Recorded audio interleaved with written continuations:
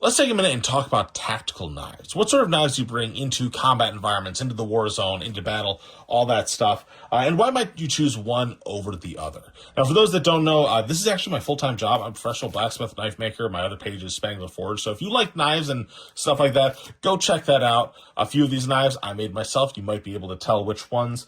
But by no means am I saying that you need to buy one of my knives or anything like that. That would be silly and absurd.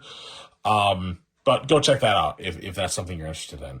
When we look at tactical knives, combat stuff, the first thing to remember is that despite what pop culture tells us, most combat knives, like the stuff up here, is probably not going to be as useful because we really need to be focused on utility. Most guys are not getting into knife fights on a daily basis, but they are needing to, cut open MRE boxes or, modify their gear. They need pliers and wire cutters, knives and screwdrivers. So a multi-tool is going to be something that everybody should have, right? This is going to be the most useful, the most practical stuff on a day-to-day basis.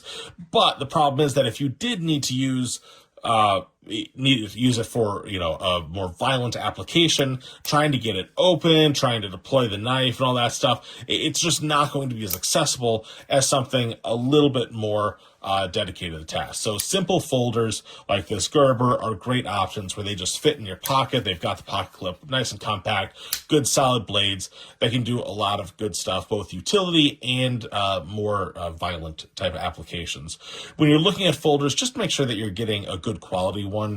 This is a Gerber, this is a Buck. I'm sorry, K-Bar. Buck is also a good brand, Benchmade, stuff like that.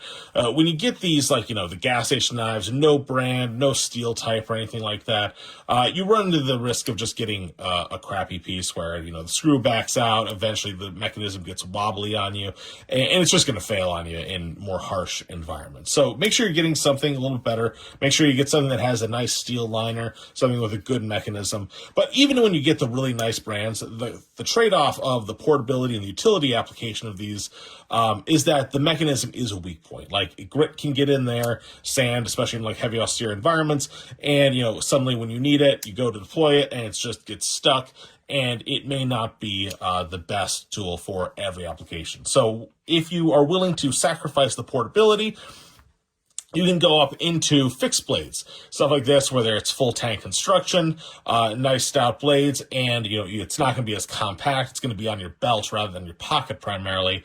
But if you're willing to do that, you can get a really nice stout heavy blade. This is a bit thicker, it's a bit stronger, it may be better steel. And you're going to be able to do some heavier tasks and trust it a little bit more because it's not going to have that failure point of the hinge.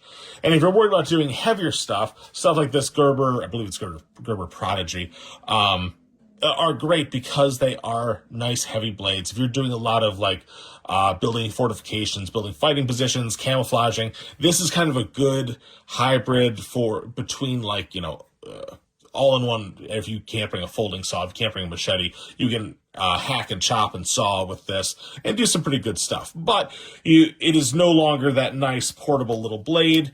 This is a bit bigger, it's a bit stouter, it's a bit heavier, and it's also not a great fighting knife. And that's because when we look at fighting knives, these three up here, what we really want is that nice acute point.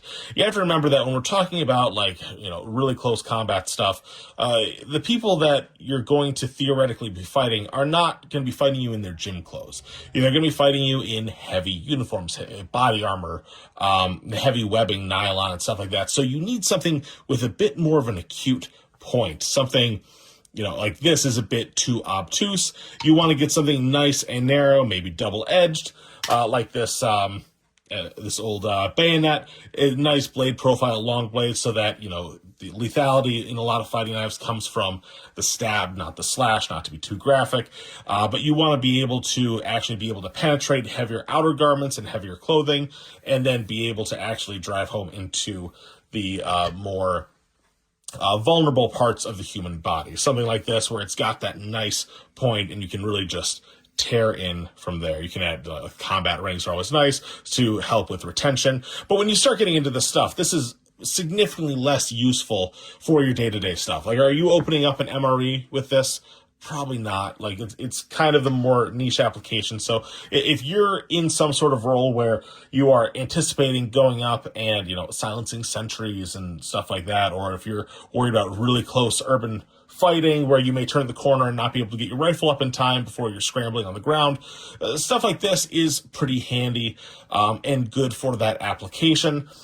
But for most people, if you're a normal person that is not anticipating that sort of intense fighting, one of these, folders or fixed blades is usually going to be your better option. So just make sure you're being intelligent about it. Play around with different stuff. A lot of these folders are not that expensive, so you can play around with different, see if you like the Tonto or if you like the more rounded drop point. Do you like serrations? Would you rather have the full point? A lot of that is just preference, and it comes with experience of using the different blades. So try it out, and good luck. And if you want to learn more about knives and see more of my stuff, go check out my other page, Spangler Forge. Thanks.